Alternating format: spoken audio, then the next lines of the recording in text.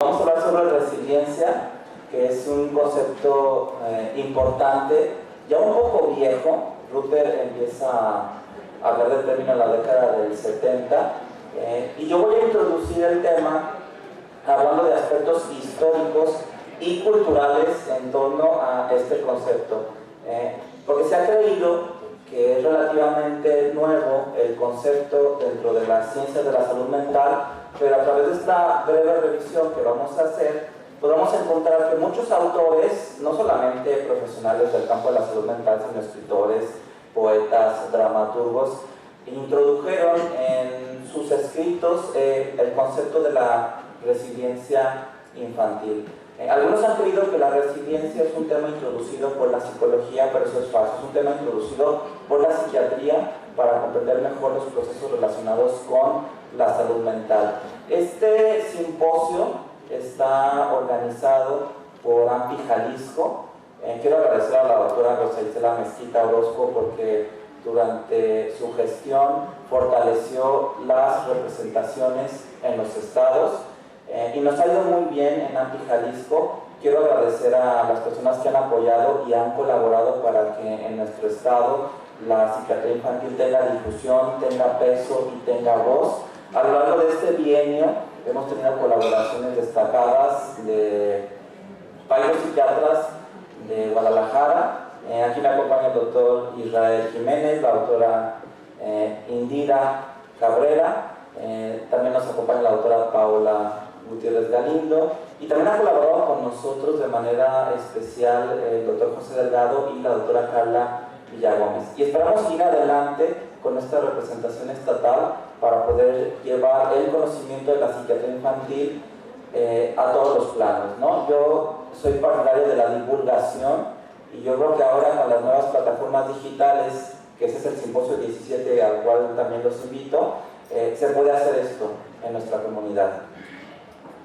Bueno, vamos a entrar de lleno a este tema de los aspectos históricos y culturales en torno al concepto de resiliencia. Yo quisiera platicar primero sobre un autor poco conocido. De hecho, su obra es difícil de conseguir, ya no se edita. El libro se llama La evolución de la infancia. Bueno, ese es el nombre del capítulo. El libro se llama Historia de la infancia de Lloyd de Maús, un historiador del mundo infantil. Esto es interesante porque cuando hablamos de historia, basta con abrir cualquier libro de historia para darnos cuenta de que realmente no se habla de la infancia. Es decir, la historia de la infancia ha estado fuera del reflector o fuera del interés de investigadores, de pensadores, de historiadores o incluso de periodistas, ¿no? Basta con tomar cualquier revista o un periódico y qué tanto hablan de lo que sucede con los niños. Fíjense, los historiadores se han centrado tanto en el ruidoso escenario de la historia, con sus fantásticos castillos y sus grandes batallas, que por lo general no han prestado atención a lo que sucedía en los hogares y en el patio del recreo. ¿Qué pasaba con los niños hace 100, hace 1000, hace 100.000 años? Y aquí yo quiero también empezar, para introducir el concepto de resiliencia, sobre una frase que nos habla del sufrimiento infantil, que está tomado de la novela El lobo estepario de Hermann Hesse. ¿A algunos les parece exagerado? A mí no. Todo depende del grado de amnesia infantil que cada uno de nosotros tenga, ¿no? Fíjense, quien dice que le gustaría volver a ser niño es porque ya olvidó que los niños no son felices, sino que son capaces de muchos conflictos, de muchas discordancias y de todos los sufrimientos. Claro, el adulto dice, qué exagerado, pero basta con revisar a los grandes teóricos del desarrollo infantil para darnos cuenta que la vida del niño está llena de ansiedad, de angustia, de sufrimiento, empezando por el trauma del nacimiento de Otto Rahn, la angustia del octavo mes de René Spitz, la angustia de castración de Freud, el conflicto de la adolescencia de Erik Erikson.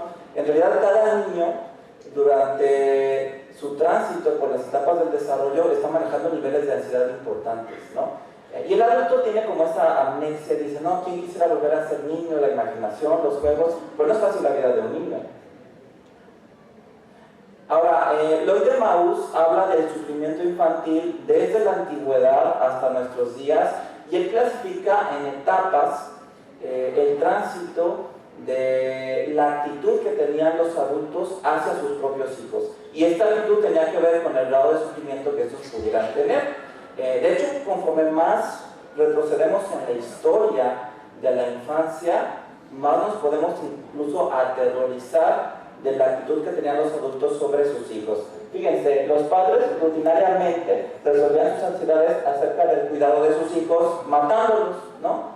Aquí vemos impulsos filicidas en la etapa que va de la antigüedad hasta el siglo IV después de Cristo. Uno puede decir, bueno, no puede ser que los papás mataran a sus hijos. Bueno, pues esto sí sucede, tanto que lo encontramos en las mismas escrituras.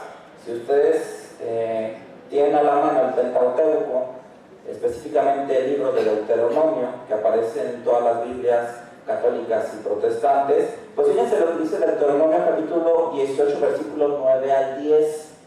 Cuando entres a la tierra que Jehová tu Dios te da, no aprenderás a hacer las abominaciones de aquellas naciones.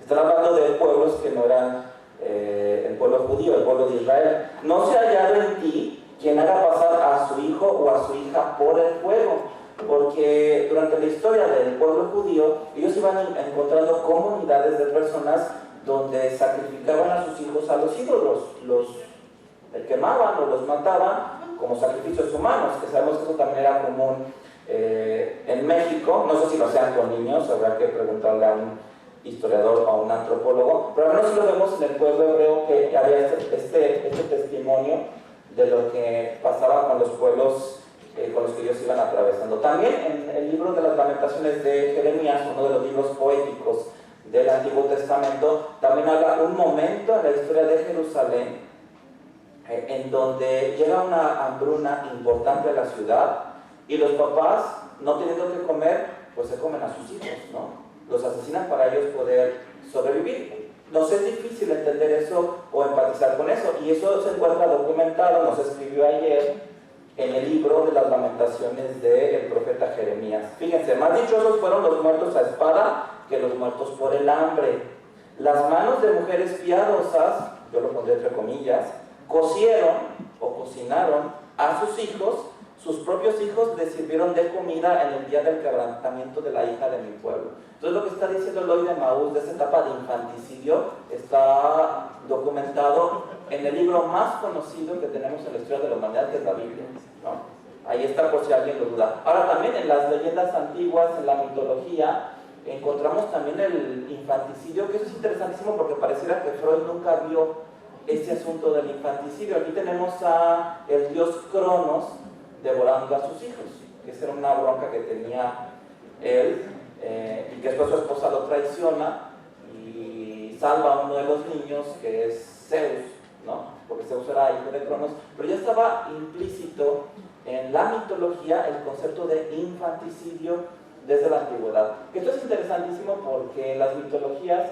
observamos conflictos, tendencias humanas, de los cuales Freud pues, le supo exprimir una gran cantidad de información. Prácticamente yo diría que la investigación que hizo Freud fue una investigación literaria, ¿no? Él se sumergió en las grandes obras del teatro griego y de ahí sacó el 90% de sus teorías.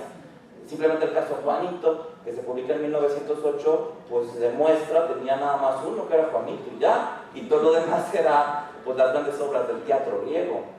Este es un grabado de Edipo Rey. Aquí lo que quiero yo enfatizar es el hecho de que cuando Freud toma las grandes obras del teatro griego, él no ve el infanticidio, él ve el filicidio. O sea, él ve cuando Edipo mata a su papá, al rey Layo, un poco inconscientemente porque se encuentra un hombre en el camino, se pelean y lo mata, y ya después se entera que ese señor era su papá, porque el papá lo había abandonado cuando él era muy pequeño, y entonces se cruzaron por el camino, se pelearon y uno mató al otro. Y Freud le da mucha importancia al impulso filicida. Pero si nos vamos al inicio del drama, ahí vemos que la bronca en la familia empieza precisamente porque el rey Layo tenía miedo de que Edipo lo destronara, precisamente ese miedo que tenía Cronos, y por eso se comía a sus hijos, y que se casara con su mujer, la reina Yocasta, y va al oráculo de Delfos y finalmente le dicen que eso va a pasar. Entonces él dice, no, pues yo lo que voy a hacer es deshacerme de este chamaco, ¿no? Un impulso filicida, y Freud veía el impulso parricida. Eso fue grandemente ignorado. Eso está bien descrito en una obra de Thomas Szasz que se llama El mito de la psicoterapia. Y algo interesante es que también, si queremos aprender de estas grandes obras del teatro griego, pues hay que tomar en cuenta que es una trilogía. Es decir, Freud nada más vio la tragedia de Edipo Rey, pero son tres grandes tragedias: Edipo Rey, Edipo en Colono y Antígona. Si Freud viviera, pues yo le quisiera hacer dos preguntas. Una, ¿por qué no vio el impulso filicida, que es donde empieza la bronca, no en el parricida? Y dos, ¿por qué no vio las tres obras? Si a él le encantaba el teatro griego, ¿por qué no también sacó teorías de Edipo en Colono y de Antígona? Sin embargo, un psiquiatra decimonónico, Joseph Raymond Gasquet, ya olvidado por la historia de la psiquiatría y que vale la pena rescatarlo, que él empieza a publicar unos trabajos a mediados del siglo XIX sobre Edipo Rey, que es interesantísimo porque todo el mundo cree que Freud fue el primero que habló sobre esto y pues resulta que no. Fíjense, la interpretación que hizo Gasquet se centró en un aspecto positivo, un detalle no observado por Freud y que tiene gran relación con el concepto de resiliencia. Aquí ya empezamos a ver cómo un psiquiatra del siglo XIX empieza a ver resiliencia en los dramas griegos, introducido por Ruther 100 años más tarde. Gasquet asumió que Sófocles, el autor de estas tragedias, deseaba sobre todo demostrar cómo la más pesada de las maldiciones representaba bendiciones disfrazadas si conducían a la autodisciplina y a la mejora moral. Fíjense, es lo que les comentaba, la historia de Edipo en realidad es una trilogía. Y para entender esto es necesario considerar Edipo en Colono, en la que el héroe se convierte en un visionario y cumple con una misión. Es decir, el final no es en los últimos pasajes de Edipo Rey, sigue una continuación. Y luego sigue también la hija en la tragedia de Antígona. Fíjense lo que dice este psiquiatra Gasquet. Cuando Edipo se reclina sobre una piedra a la orilla del camino en Colono, fíjense, después de que se había sacado los ojos, después de que había matado a su papá, después de que se había casado con su mamá y la mamá, la reina Lucasta, se había suicidado, tiene un mayor discernimiento moral que cuando estaba en el trono de Tebas. O sea, la cosa no estaba tan mal ya para la etapa de Edipo en Colono. Es decir, no es precisamente un final triste. Y fíjense lo que dice Joseph Raymond Gasquet: Edipo ciego es más sabio que en su calidad de rey. Que esa paradoja es interesante porque también hay un ciego en el drama que decías que era un vidente, ¿no? Pero no veía nada con sus ojos físicos. Aquí resultan significativas las palabras expresadas por el sacerdote de Zeus al inicio del drama. Es una frase que a mí me gusta mucho, que dice: sabe el hombre regir si ha sufrido, y el que en fortuna adversa ha visto su vida atormentada, ese es el que puede remediar los males ajenos. Aquí yo les voy a platicar que esta frase me encanta del drama de Edipo Rey, pero aquí tengo que confesar que esa frase, que es mi favorita, no aparece en el texto original en griego. Esto lo metió el traductor de la versión en español de Editorial Porrúa, un sacerdote erudito ya fallecido, que es el padre, se me fue el nombre, Ángel María Garibay. Entonces yo me fui al griego original y quería buscar la obra porque yo publiqué un artículo que iba a aparecer originalmente en inglés, entonces quise ver cómo estaba la frase en el inglés, y en el inglés no está ni en el griego. Pero es interesante porque pareciera que este traductor se empapó y él le metió también de su cosecha. Pero bueno, a mí me gusta mucho esa frase. Y bueno, sigamos con esta revisión de las etapas que nos muestra Eloy de Maús. Hablamos de una etapa de abandono que va del siglo IV al siglo XIII. Fíjense, los padres entregaban al niño a la nodriza, lo internaban en un monasterio o en un convento, o bien lo cedían a otras familias. Aquí las familias no consideraban que los hijos eran parte de la estructura familiar, no eran como adquisiciones, como un automóvil, ¿no? O como cualquier pertenencia material, y se puedan deshacer muy fácilmente de ellos. Después pasamos a una etapa que Freud de Maús le llama la etapa de la ambivalencia, donde los niños empiezan a ser más aceptados en el núcleo familiar, pero también víctimas de proyecciones de los conflictos y ansiedades de los papás. Fíjense, el niño, al serle permitido entrar en la vida afectiva de los padres, que ya es algo relativamente peligroso, seguía siendo un recipiente de proyecciones peligrosas y la tarea de estos padres era moldearlo. Aquí vemos mucho maltrato infantil. Si un niño no podía dormir, pues pasaba con encadenando la cama y asunto resuelto, ¿no? Y se ahorraban la consulta de psiquiatra infantil, que a todos no había, entonces tenían que ser muy prácticos, aunque en su actuar afectaran el desarrollo psicológico de los niños. También las conductas sexuales de los niños durante esta etapa de ambivalencia eran demasiado amenazantes para los papás, al grado que les ponían a los adolescentes cinturones de castidad o incluso artefactos para inhibir cualquier tipo, pues deja tú de conducta sexual, de expresión de la sexualidad infantil o del adolescente. Por ejemplo, un regalo de cumpleaños durante esa época podía ser este pequeño dispositivo. Aros para el pene, pónganlos a los niños por la noche para evitar erecciones durante el sueño, ¿no? Le dan hasta un monito, ya como regalo de cumpleaños para un adolescente para que no tuviera erecciones. Por el temor que había durante esta etapa de ambivalencia y por supuesto que los niños sufrían muchísimo ante este tipo de intervenciones. Y después pasamos del siglo XVIII en adelante, donde yo creo que ya tenemos los registros de los grandes cuentistas, los grandes novelistas, autores del mundo de la literatura que se empezaron a interesar mucho en el mundo infantil. Esos son los hermanos Grimm. Muchos de los cuentos que ha sacado Disney, que los ha llevado a la pantalla, son de los hermanos Grimm. Un gran porcentaje de los cuentos de hadas son de estos hermanos. Y yo creo que mucho de lo que observamos, o la pauta que vemos en estos cuentos, se resume en esta frase de un psiquiatra llamado Anthony Storr, que dice: el mundo infantil está poblado de gigantes que hay que dominar y de brujas a las que hay que vencer. Les voy a poner un ejemplo. Ese es el cuento de Hansel y Gretel, que puede tener una interpretación psicoanalítica. Los niños llegan a la casita de dulce que muestra la oralidad, la dependencia, son muy felices ahí, pero la dueña de la casita pues es una bruja y llega un momento en donde efectivamente la ven como tal. Y para ellos librarse de esa dependencia que representa la casita de dulce, que es una dependencia que amenaza o coarta su desarrollo emocional, no tienen otra opción más que arrojar a la bruja al horno. Eso es muy interesante. Cuando los chicos están en un ambiente de demasiada dependencia o protección, eso se puede convertir en violencia contra las figuras que coartan su libertad. Esto lo dice Bruno Bettelheim, que ya lo escuché yo mencionar en este congreso. Él tiene un libro muy interesante que se llama Psicoanálisis de los cuentos de hadas, y fíjense lo que dice. Este es precisamente el mensaje que los cuentos de hadas transmiten a los niños de diversas maneras, que la lucha contra las serias dificultades de la vida es inevitable. Y aquí regreso al tema de la resiliencia. ¿No será que la lectura de los cuentos de hadas puede fomentar la resiliencia en los niños y que posiblemente por eso se ha perdido a lo mejor esta capacidad que veíamos expresadas en niños de otras épocas?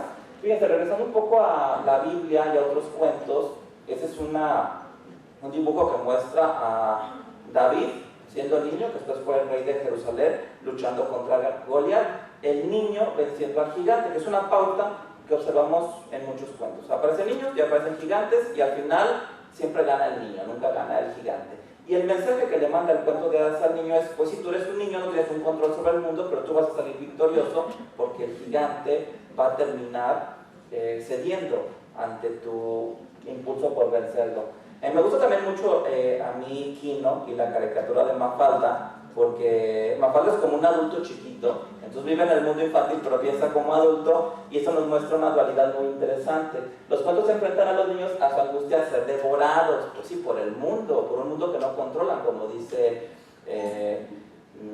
el lobo estepario, ¿no? Que los niños no son felices, sino que son capaces de muchas angustias. Fíjense, dice, veamos este libro de cuentos. En un lejano país vivía un ogro que se comía a los niños. Le dicen a Mafalda: y dale, siempre nos comen, ¿hasta cuándo vamos a hacer los pollos de la literatura? Bueno, pues yo creo que eso sirve porque en este cuento, que no sé cuál sea, yo les apuesto a que gana el niño, ¿no? Fíjense, este es un grabado de un pintor jalisciense, es Carlos Barracilla, que habla sobre Caperucita Roja. A mí me gusta mucho esta parte que parece sangre, y que también podemos darle una interpretación psicoanalítica en el sentido de que es el temor al despertar sexual, no solamente a los cambios del cuerpo, porque obviamente cualquier sangrado es amenazante para cualquier individuo, sino también los peligros de los depredadores como el lobo. Hay un libro que casi no se consigue, de Erich Fromm. De hecho, yo lo tuve que clonar, a ver, que se llama El lenguaje olvidado. Fíjense, la Caperucita Roja es símbolo de la menstruación. La advertencia de no salirse del camino es una clara prevención contra los peligros del sexo. El varón es pintado como un animal astuto y cruel. ¿Será que el cuento de Caperucita también ayuda a fomentar la resiliencia en los niños, a protegerse? No se diga de la Bella Durmiente cuando se pica con la rueca, o no sé cómo se llama esa cosa, y que también tiene un sangrado, y después de ese sangrado, que nos puede hablar del flujo menstrual, la hace caer en un letargo, ¿no? Todavía como periodo de latencia, o despertar sexual no tan pronto, pero que ya se adelantó la primera menstruación, hasta que aparece el príncipe y despierta a Cenicienta con un beso, ¿no? Y ya hay un despertar sexual propiamente dicho. También hay un autor del siglo XIX, Héctor Malot, que publicó una novela titulada Sin familia, que 100 años después, porque lo publica en la década 70 del siglo XIX, pero en 1976, si no me falla el dato, esta novela aparece en una serie animada llamada Remy, que es interesantísimo porque es una familia de un niño que era adoptado, y la familia es de un cirquero ambulante y viajan con 2 perros, un chango y otros personajes que se van añadiendo por el camino. Pero aquí lo interesante es que en esta novela de Héctor Malot, desde mi punto de vista, ahí se habla de la resiliencia. Si ustedes vieron la serie de los 80 de Remy, porque en México llega en los 80, pues le iba súper mal a Remy, pero aquí lo interesante es que si ustedes se van a la novela original, no era un adulto ni sociópata, ni border, ni deprimido crónico. Fue un adulto exitoso a pesar de todas las broncas que vivió durante la infancia. Entonces, uno dice, ¿no será que desde mediados del siglo XIX Héctor Malot ya estaba hablando de la resiliencia en los niños, aunque fuera a través de la ficción? Porque paradójicamente, para entender la realidad, no solamente necesitamos leer obras científicas u obras que sean producto de investigaciones, sino también la ficción, porque nos muestra una dimensión de la realidad que no la podemos obtener de otra manera, sino a través de la literatura. Y bueno, hablando de personajes de la literatura, Carlos Fuentes, en una de sus últimas novelas, Adán en Edén, dice esto: pasa en las mejores familias, hay siempre un ser excepcional del que uno se pregunta, ¿y de dónde salió? Para mí lo importante de trabajar con el concepto de resiliencia es tomar en cuenta que los niños y sus familias tienen recursos, que eso a veces no los vemos, porque con mucha frecuencia nosotros como psiquiatras utilizamos un eufemismo al decir que somos profesionales de la salud mental, pero esto es falso. Yo en mi formación me la pasé 4 años en un hospital psiquiátrico de adultos y 2 años en un hospital psiquiátrico de niños. Yo no voy a la salud mental por ningún lado después de 6 años. ¿Cómo iba a decir al salir que yo era experto en salud mental? No, yo era experto en enfermedad mental, que son cosas totalmente distintas. No estaba capacitado para ver la salud o para ver los recursos de mis pacientes. Ay, no sé qué pasó aquí. Fíjense, esto lo dice Salvador Minuchin, uno de mis autores favoritos. Toda la familia contiene elementos positivos y el sondeo de los lados fuertes es esencial para combatir disfunciones de la familia. Les recomiendo yo el libro de técnicas de terapia familiar. Estaba platicando yo con Israel hace 2 días de que, aunque él sabe que Minuchin es uno de los autores que más han influido en mi práctica, el último capítulo es el de los lados fuertes. O sea, primero empiezas viendo la bronca y atacando la bronca, y al final ya ves como que lo bueno de la familia para movilizarlo a su favor. No tendría que ser mejor al revés, no tendría que hacer una reedición con el permiso de la familia de Minuchin, porque él falleció hace poco más de un año, y que pusieran el capítulo de los lados fuertes al inicio y empezar por ver los recursos, ¿no? Y movilizar la resiliencia que tengan las familias y nuestros niños. Eso también es una reflexión de este autor. Fíjense, la mirada observadora del psiquiatra, que aquí nos incluye a nosotros y ejemplifica lo que les estaba comentando, está entrenada para buscar y registrar todo signo de enfermedad mental que pueda incluirse en el DSM. Claro, tenemos esa mirada, ¿no? Ver la depresión, la ansiedad, el TDAH, el autismo. Oye, ¿y los recursos los estás viendo? No, pues es que eso no lo supe ver porque me formé en un hospital psiquiátrico y de salud mental, pues no sé absolutamente nada. Y recomienda Minuchin, la mejor actitud terapéutica es crear una realidad que acentúe las capacidades de adaptación, recursos y posibilidades de crecimiento. Bueno, eso es todo por mi parte. Que se movieron mis redes sociales, pero me pueden encontrar como Mauricio Leija en Facebook, Twitter, YouTube y Instagram. Gracias por su atención.